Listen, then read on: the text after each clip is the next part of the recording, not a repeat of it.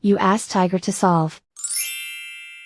This deals with linear equations with one unknown.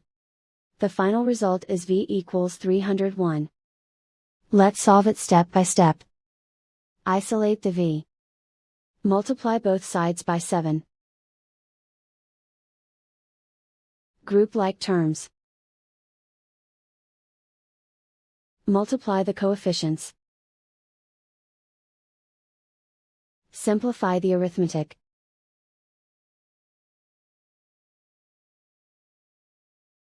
Convert the v into a positive number. Multiply both sides by -1. Remove the ones. Simplify the arithmetic.